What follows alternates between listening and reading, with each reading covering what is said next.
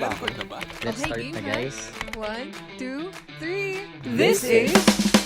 What's up? What's poppin'? Once again, I am jolouis.usapan and this is U-SAPAN! So, for today's episode, we gathered people from different schools, especially those na nanggaling sa mga all-boys and all-girls school. So bakit nga namin sila ginather? Gusto namin marinig yung thoughts kung paano sila lumaki at kung gaano ba kasaya, kalungkot, ka-traumatic, or kung gaano kaka-excite yung mga experiences nila. And gusto namin marinig yung mga nanggaling na all-boys school na straight and also yung mga kapwa kong Bex, Max at Buddy. And kumuha rin tayo sa mga all-girls schools na kasama natin yung mga sissies natin para magbigay rin ng thoughts. So first and foremost, papakilala natin ang mga guests. Andito ang ating mga straights. Hi guys, I'm Waywaya and I graduated from Miriam College High School. I came from MC for junior high school and senior high, and I consider myself as a straight female. Hi, I'm Red. I'm 18. I came from Marist for grade school all the way to junior high. I identify as a cis-het male. Hi guys, I'm Patrick. I'm 19 years old. I'm a junior high school graduate from Bosco, Makati, and a senior high school graduate from USP. And I am a straight male. What's up guys, I'm Isaac. I'm from Montessori. I've been there from junior high up until senior high, and I am a pure homosexual. Hey guys, I'm Moy and I'm from St. Marikina. I've been there since junior high until senior high, and I identify as bisexual. Hi guys, I'm Jhio from Ateneo Junior and Senior High School, and I identify as a homosexual.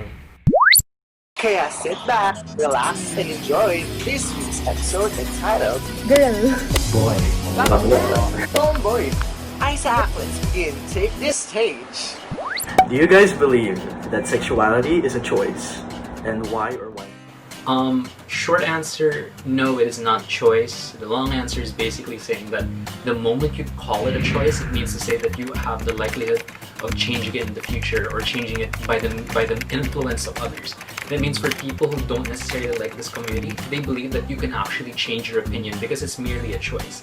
It means to say that probably in the United States or maybe in other individuals who have conversion therapy or just trying to make you straight, thinking that's the normal, I think the moment we say it's a choice, we disassociate it from identity, we disassociate it from ourselves and start thinking that, hey, we can always change this opinion in the future, which is already part of the process, but I feel like it's very harmful in that regard towards the community. For my question, do you think being in your school that's sex exclusive influenced your identity and how you presented yourself? For me, hindi nakaka-influence like yung fact na I study sa sex-exclusive school. Siguro kasi I can still see naman like other guys outside, ganon. But kasi diba usually dun nila sinisisi or like ginagawa reason, kasi same sex na like school yan, kaya yan ganyan, ganito ganyan. But for me, I don't think naging factor siya, I guess. For me, yes. The people and the institutions you're part of have some weight in how you identify and present yourself to the world. But I think it really just boils down on how you want to accept these values and influences that they present you with.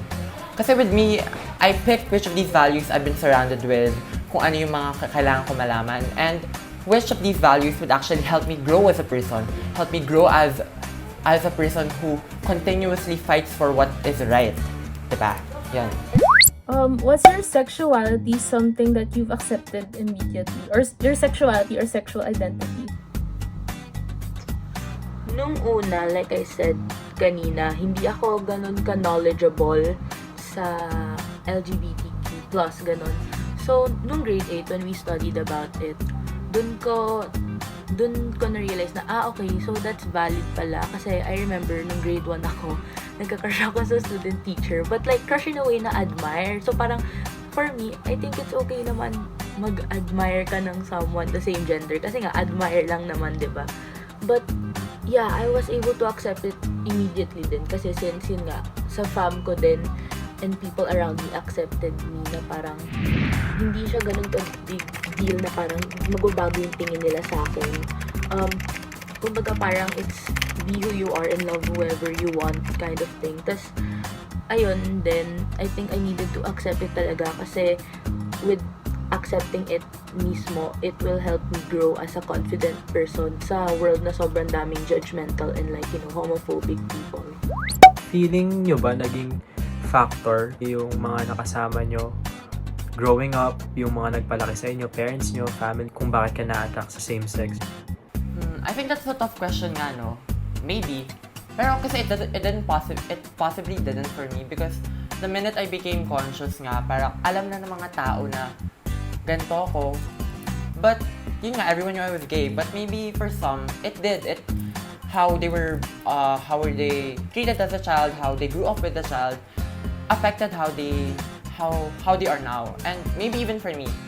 So one SOGIE isn't a recipe book that one has to follow to become this and that, to become heterosexual, homosexual.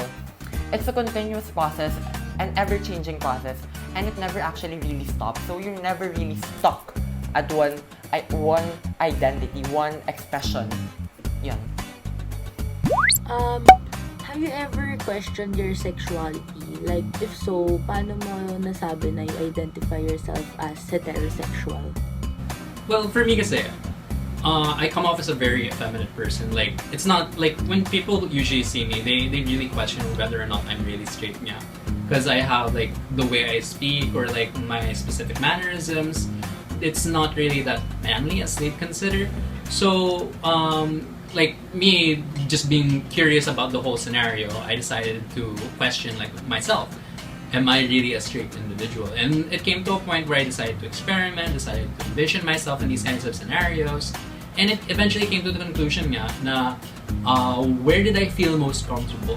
And I felt that when I was in a heterosexual relationship, I felt that that's where I was most connected in terms of my identity as well as where I felt more comfortable as well. So yeah, I identify as a cis-het male. Yeah, actually I have a question. How are you able to understand your like sexual or your gender orientation? Because like I feel like the question you have to put, was there a significant experience that determined it, or was it like a gradual process? Like every day you would see people in the street and you'd feel like some sort of attraction. Which one was it for you? Para sa akin, personally lang at this point, I'm only speaking from personal experience. I was already secured with my sexuality at a very young age pa lang. Siguro if I had to put a number, it was around the ages of 8 or 9. And there wasn't any significant experience or a gradual process. I was kind of just aware that I like guys. I like guys, period. And you know, I was a bit insecure about this growing up, so I was closeted up until I was 16. When I came out to my friends and I finally had the confidence to do so. Pero yun nga, I can't speak for majority of the LGBT community. Madami akong gay friends and lesbian friends. And sobrang interesting kasi whenever they would share their sexual awakening stories, they're all unique from each other. Like I've met people like me who were already self-aware of their sexuality at a very young age. But I've also met people who had to come to terms with it in a gradual process. And I've also met people then that had a significant experience when they met a certain person or when they fell in love with like a close friend that made them realize, oh, maybe I'm not straight. So yun. I don't think there's a universal answer for this one. It's a case-to-case basis, but you know, personally, I was already secured with my sexuality. For me, like what I mentioned before, na yun nga, I wasn't that knowledgeable about it. So I guess I can say na it's a gradual process. Kasi yun nga, we studied about it in grade 8 lang. So it was kinda late, I guess, para ma-identify yung self ko. But it's okay. Anyway, gradual process nga siya. Kasi noong una, I just know lang yung mga lesbian. All I know is lesbian, gay. Yun lang. I didn't know that there's like bisexual and all other stuff. But yeah, I think overall, studying about it sa school, discussing about it, ganun, really helped a lot para ma-identify ko yung self ko and mas maging knowledgeable sa overall LGBTQ plus context. When it came to coming out to your like peers and all that, I feel like it was kind of a big shock for individuals, but do you think you'd still interact with your peers if they weren't in support of your own orientation? No. Why would you interact with people who don't support who you are, who don't support what you do, what you love to do, diba? So like, I know some people don't really have that choice, but having that choice, you shouldn't interact with people who don't support who you are as a person, diba? From your teenage years up to present, have you ever insulted a member of the LGBTQ plus community, intentionally or unintentionally? If unintentional, when did you like find out na you actually insulted them? Sa akin siguro, I did insult a member unintentionally, of course, nung junior high school pa ako. Kasi we had a classmate na laging iniinis namin na like, bakla ka, mahina ka, ganun. Tapos it wasn't until nung retreat namin, nung nag-open kami ng hardships and struggles namin sa life, nakita ko yung pinagdadaanan niya and I saw how strong he is, na kung paano ka-mature and kung gaano kalakas siya mag-handle ng ganong kalalaking problem. Samantalang ako, kunwari, ang problema ko lang, hindi ako pinayagan ng parents ko sa ganito. Sa kanya, siya yung nagiging glue sa family niya, even na ganon siya. Nakita ko kung gaano siya kalakas. And kaya nung after ng retreat na yun, nag-sorry kami sa kanya at naintindihan namin. Tapos from that moment on, it completely changed my perspective on taking on someone kahit na ganun lang kaliit na bagay. When I was younger, I wasn't really interested talaga in girls. So there was a time na kunyari aakbay lang braso niya sa akin or yung friendly affections.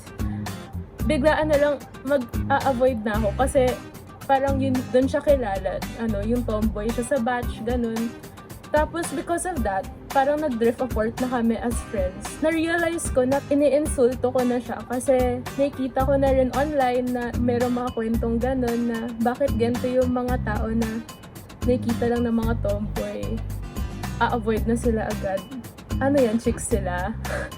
So pagkatapos na naisip ko na lang, oh my God, bakit parang ang kapal ng mukha ko? Parang masyado na pala yun. So ayun, I was more open na into like making more connections with people because of that. Na parang dapat di ako matakot kasi yun nga, tao rin sila. So ayun. So perception about the LGBTQ community is ever so changing nga. So, what was the turning point in your life that made you accept the LGBTQIA+ community? Akin kasi, wala namang exact turning point kasi sa family ko, ako lang yung guy sa aming magpipinsan. Meron isang guy pero gay siya and I support him, I completely do. Pero from a young age, pinalaki ako ng parents ko na sinasabi sa akin, wag mo silang itataboy kahit na bakla. Kahit nga parents ko, ine-expect nun na magiging gay ako or bi kasi nga medyo feminine yung galaw ko nung bata ako. Pero sa akin, simula bata pa lang, in-accept ko na sila. And just recently, meron akong friend na umamin nga sa akin na hindi ko in-expect na bi siya. Tapos parang nadadown siya kasi pag sa iba niya inamin, parang gina-judge siya. Tapos parang sa akin, ang unang reaction ko sa kanya, so ano naman kung may boyfriend ka, sa akin, support ako. Kung mahal mo siya, kung gusto mo siya, I completely support you. Kaya, wala namang exact turning point. Talagang, simula nung bata pa ako, I completely support the LGBTQIA+ community. And with that, let's move on to another topic, relationships. What do you guys think about polygamy? Like, would you guys ever engage in a polyamorous relationships? Look, the idea of a polygamous or polyamorous kind of relationship is that it needs a certain degree of commitment and you have to be really aware of the relationship as it is. I feel it's like a problem, especially right now, how people tend to overhype it on Twitter or social media. Because for one, I feel like anyone can really handle it. Anyone can have that kind of relationship if they have the mental fortitude and, you know, can resolve their own personal issues. But I feel like we should have our own personal decision when we try to decide whether or not we're ready for a relationship like that as it is. I mean, for me though, I'm not really that up for the kinds of commitments that go to that kind of level. I mean, for me, I even just normal issues of relationships such as commitment is something that's big on me already. So, moving on from relationships, let's go to marriage. With the Philippines being a Catholic country that it is, what are your thoughts on a proposed implementation of gay marriage in our country? Actually, to add on that, on the idea of like Philippines being a Catholic country, well, for one, that's one of the main goals to this, the legalization, so you can be recognized as a legal citizen and all that. You can enjoy all the extent of your rights and being recognized as an equal citizen in the community. But also it's trying to realize for even people just who have the law as the legal standard for what is right. Because people will say whether or not, because it's in the law, it's probably right for those kinds of individuals. The moment we legalize it, it means that every struggle that individuals have are legitimized. It means that people will try to understand these people are really human in that regard. So I feel like this is something we owe to that community, the legalization of this kind of marriage.